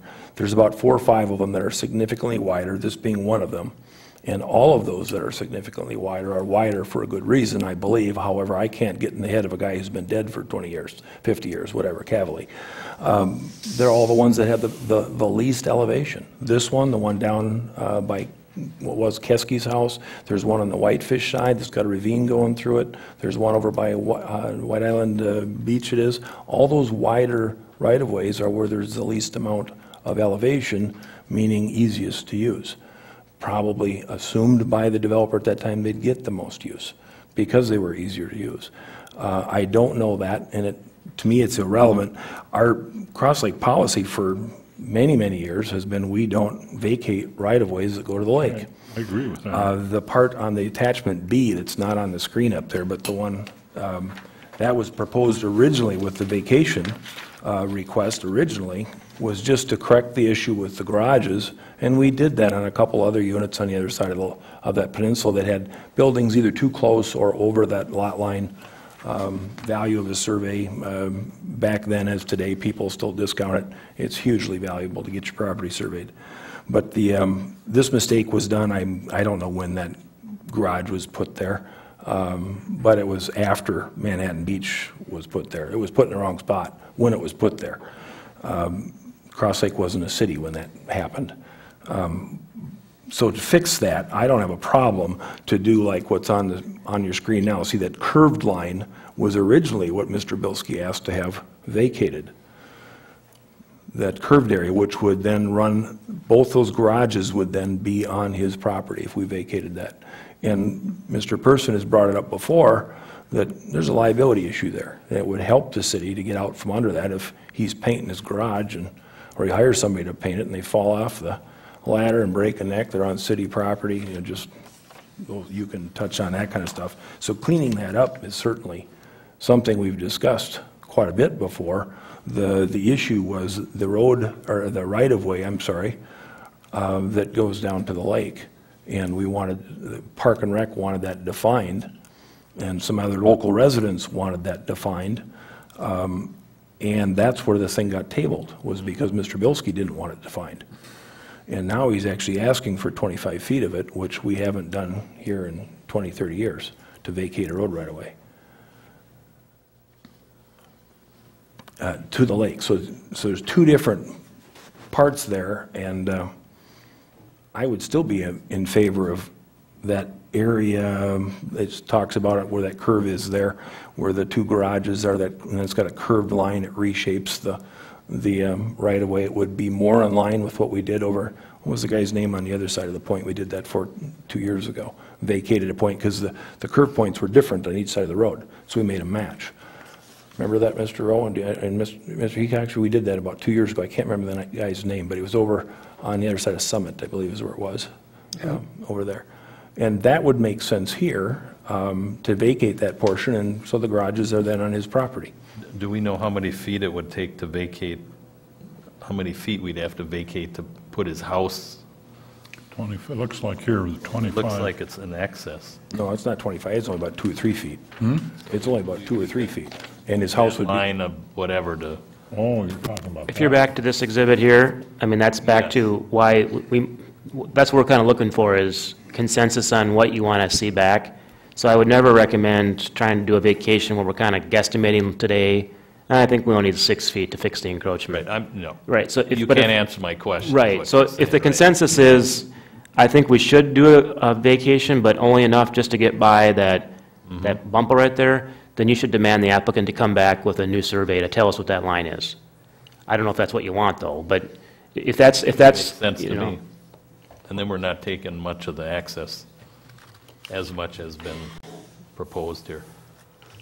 Well, if you just did a bump around on the house, and actually Park and Rec discussed that too, just doing a bump around, whether it be 2 or 3 feet around it, 5 feet around it, but not giving any lakeshore up, because again, that's been a city policy for a long time, not to do that. We can always look at it this way and increase our tax revenue. Yeah, well, if we decide we're going to start doing that, I'm going to buy up everything I can find next to one of these right-of-ways and get a $40,000, $50,000 gift or more. Actually, 20 feet times 4,000, that's a bigger gift. Well, yeah, so a couple of comments back is, it does not have to be a straight line. So to his point, that's what we're looking for, is I don't want to, I don't want to make applicants, spend money for 22 surveys. Ideally, we kind of come back and say, okay, I think we got a consensus, this is going to go through, because it costs money to have them come back with a new drawing. But that's why we're here, is to kind of look for that. So that's one thought. Another thought is, we don't have to solve this tonight, but there's other ones out there. And maybe they're all different in your mind, or maybe you can have consensus that the ones that aren't used in practice, we should vacate because it is a liability, get it back in the tax rolls. You still can reserve a conservation easement if you like, saying you can't build on it, keep it green space, but it wouldn't have to be a public right-of-way, which creates lots of maybe unintended consequences or expectations if they're not being used. That's a question, not an assertion.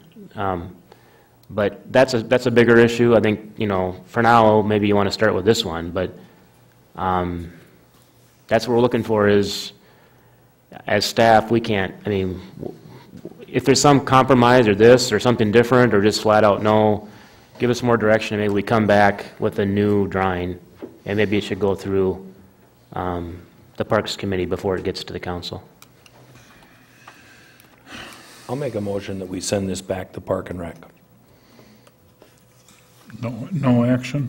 No action tonight, just send it back to Park and Rec. This is new information Park and Rec Commission hasn't seen. Oh, they haven't? They have not. I emailed it to Mr. Henke, but it sounds like it hasn't gotten to a meeting yet. Is that true? Correct. Yeah. When was the, I can't read it on here, when was the Manhattan Beach addition platted over that? The replat? Replat. In the 20s. I can get you the exact date here.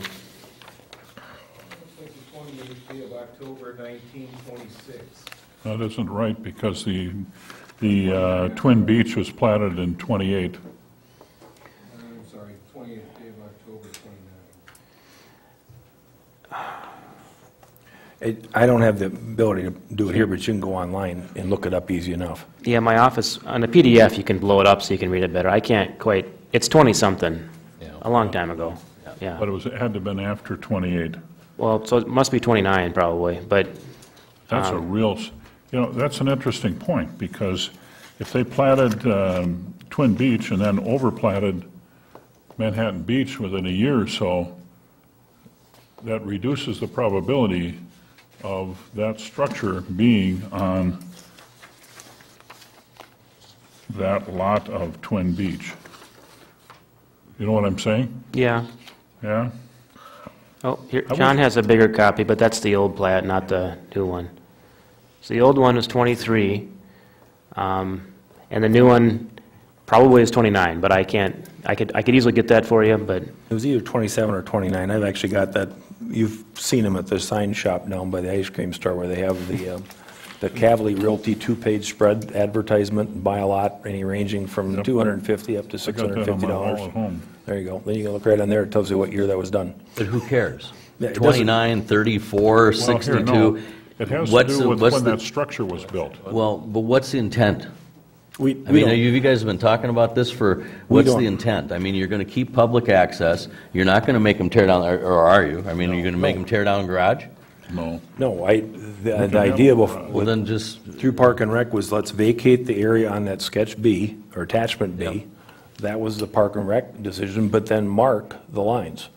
And Mr. Bilski didn't want us to mark the lines. He was the one that requested that we table it. And now this came up, and I hadn't a chance to see this until just a couple hours ago. Sure. So, and Park and Rec Commission hasn't had a chance to see it, so the right process is to go to Park and Rec. Yeah. Let them review the new information and come back with a recommendation. right, if you don't have intention of making the man move a garage, move a structure, whatever, I mean, we're sitting here talking about 1920, 1930, like I said, who cares? do anything. You got to take care of this situation, Yeah. one way or the other, and move on. Apparently, you guys have been talking about this for a little while. We have. Yeah. And again, Park and Rec was in favor of the attachment B that's not up there anymore, but Or what's just this that- attachment be? look at the one that says attached, it's on there now. The road? Yeah, Yep, just straighten out that corner that's cutting through his structures. right. And it doesn't change public access, and it doesn't, Doesn't change a darn thing. In fact, it makes that corner match the one on the other side, which doesn't show on that survey. One doesn't show the house, though. Yeah, well, just to kind of repeat kind of what's gone on is, that is correct. The Parks was going to do this, but not touch this line at all. But the next survey, or exhibit here, shows the whole story. I mean, this is part of the problem. This is the part of the slide we saw from Exhibit B. But then if you keep going, there are other things, not much in, but they're in that public right-of-way there that have been there a long time, and that's why he doesn't want to, this is the applicant now, I mean, obviously it's the council's decision in the end. He doesn't want to address just part of the issue, he wants to address it all. But Parks did not agree to that. Parks said, we'll buy this part, we're not going to touch the rest. And then it led to this big discussion about all these other ones and, you know, what do we do about the whole point and so on. Did they have a good reason why? Just, it's the long-standing policy that we don't touch right-of-ways, I don't care where it is and whose it is. That's very Lake true. access, we're not touching. Now that, just because it's a policy doesn't mean you can't change it, but that has been policy and it has been for a long time. It's Very green. true. Green space, the point that John Henke makes that's very valid is 50 years from now, we might decide, gee, we should have kept those after we gave them all away. Right. And Well, we're once you not- give them away, you can't get them back. And so they're there, they've been there for close to 100 years now. It's just, let's just leave them there. And this particular issue, by kind of reverse, Mr. Bilski just wanted to do the attachment B before, not talk about the encroachments when it was brought up before, and Park and Rec wanted to. And he didn't want it then, so he tabled it. And so now he's back, now he wants to talk about the whole thing, and Park and Rec really needs to weigh in again. Why is it not attachment A? Attachment A is more clean. I don't, let me get to that too. It doesn't show that other line. This You know, again, this you is, want to turn this back to, you should rotate that about, there you go. There you go. Do you, and does the council agree that this one would be okay if that, is that where we are? Well, this was what his originally proposed vacation request was. What does his current vacation request say?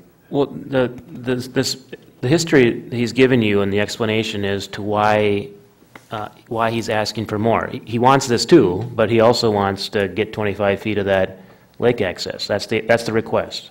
But the council is amenable to this solution. Is that correct? I think you could reconfigure the lot line and come up with the same. You could give him a little, and he's going to have to give back a little, and you'd end up with the same green space.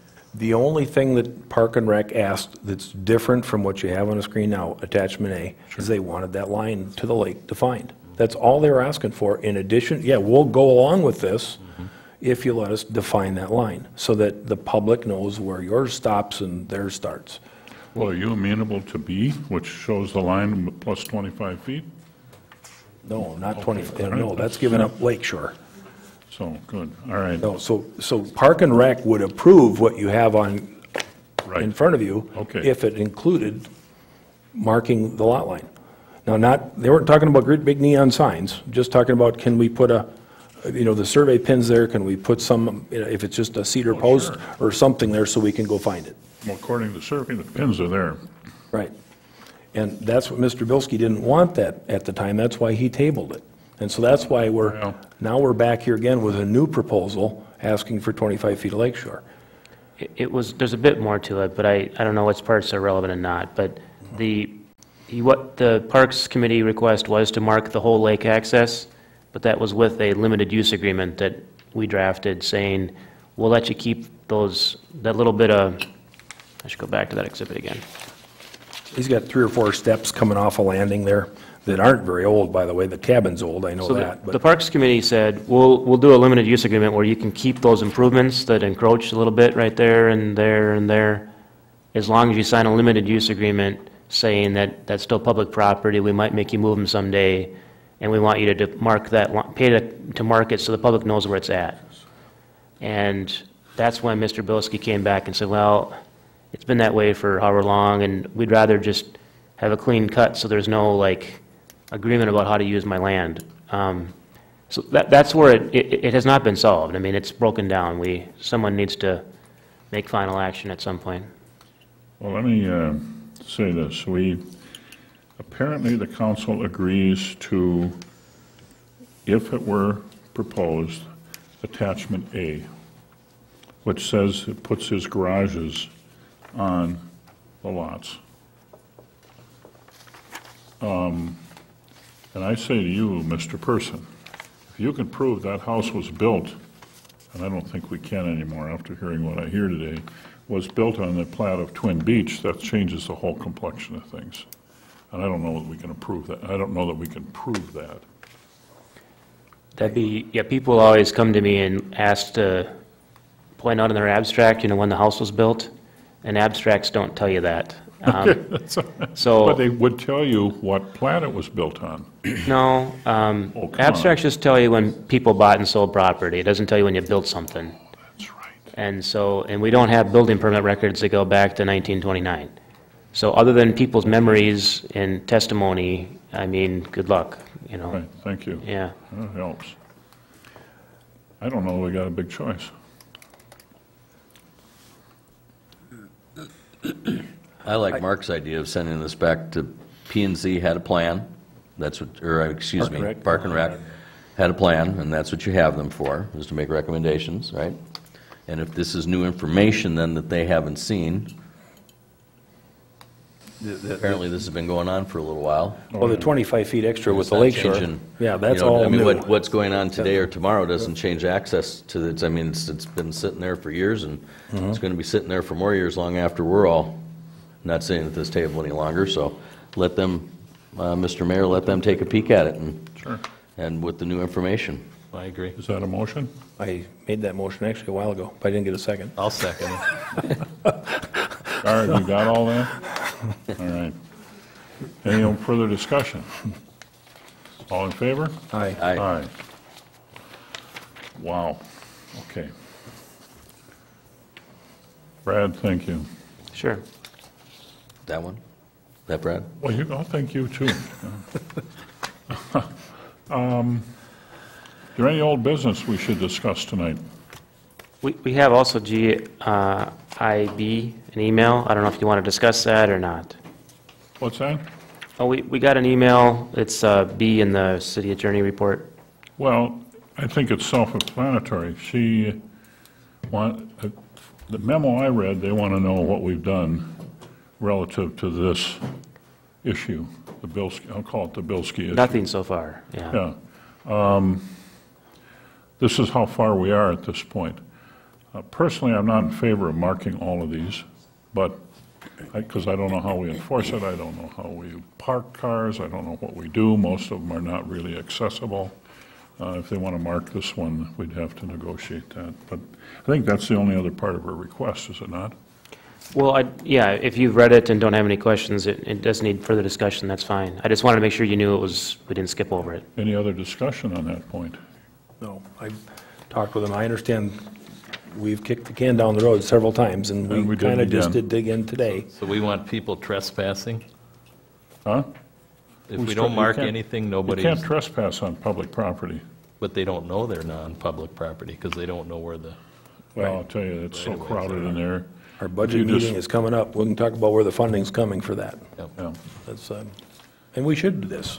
Brad's right, and the Millers are right. We should get this done. funding's really, it's a separate issue. The issue is the signs. That if Right, you agree on right. the signs, Right. then you're going to have to spend the money. I mean, it isn't, you can't stop the world because you don't have the money. We seem to come up with money when we need it, so. Okay. Okay, I had nothing further. thank you, Brad. Old business. Mr. Vogt, you got any old business? I don't. Thank you for asking. Right. New business. A public forum at the end of this meeting. Would somebody like to speak? Aha.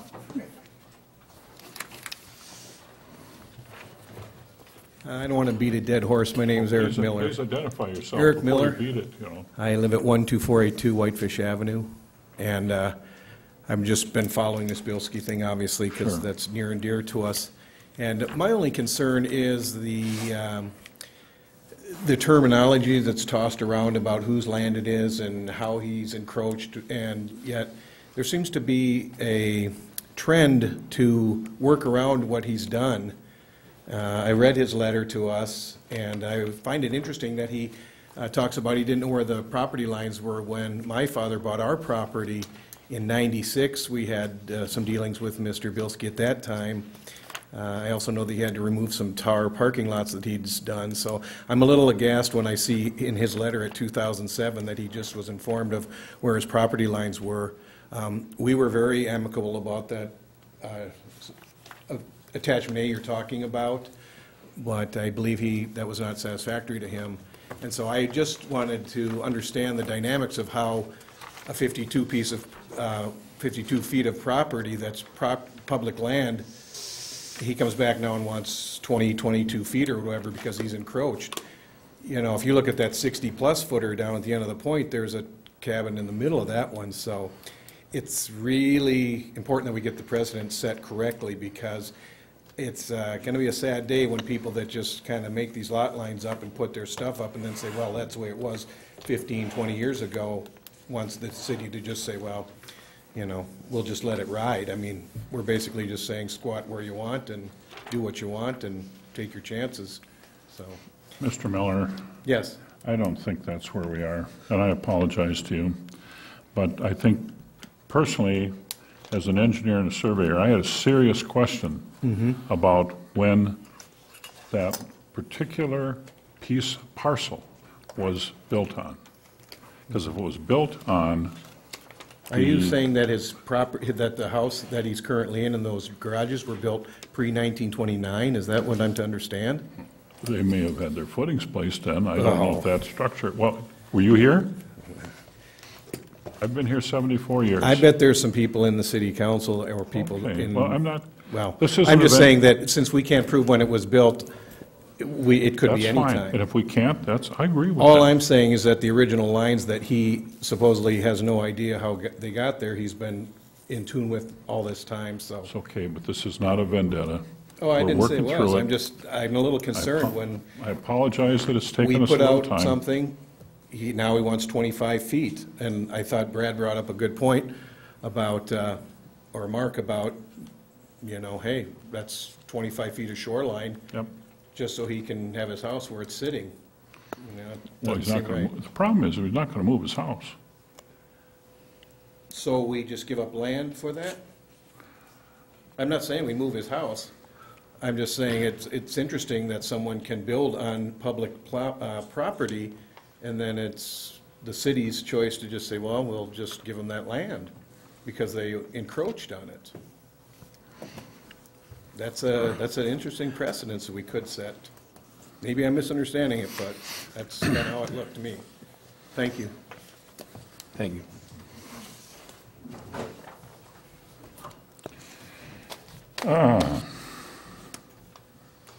Hi, guys. I'm supposed to be playing sand volleyball, but here I am. I'm Mary Whoops, Miller. talk slower so I can hear you. Oh, sorry, I'm supposed to be playing sand volleyball tonight. Be a lot more fun. I'm Mary Miller, Hi, Mary. the worst half there. I'm at 12482 Whitefish Avenue. I'm concerned about not just the public right-of-way at Bilski's, but the bigger ones that are usable. We've been talking about that. You talk about people moving up to this area who may not live on the lake and don't have a lot of access. These are accesses that are usable. I myself have used the access by Bilski's a few times. It would be nice to have a canoe stand there. You guys gave him the option of vacating, you know, the property that was in question where his garages are. Nobody wants to have him tear down his stuff. But with signage, there have been run-ins with people, not just me, but with other people who've tried to use that property. You know, altar boy or not, I like his story about his past. We all, you know, he might be a shining citizen. There has been bullying that has happened, making people feel like they're on someone's private property down there. It's usable, it's been cleared, and I think it's a great idea to give people the land they need so they don't have to tear down structures. But if it's a place that people can, you know, launch their boats or take their kids, there should be signage. And he had that option. What I'm really concerned about when I look at the letter that I read today from him is he wants not only more of that public access, or whatever you call it, the right-of-way, and he wants it to be called a 30-foot easement. That's different language. And to me, this just means as honorable and as generous as he is with the public, He's really generous unless you want to use something that's next to his house. You know, I think that signage for the public would be great. There is room to park, you know, some cars there, and it would be nice to use it without feeling like you're trespassing, which you do. That's all. Thank you. Thank you.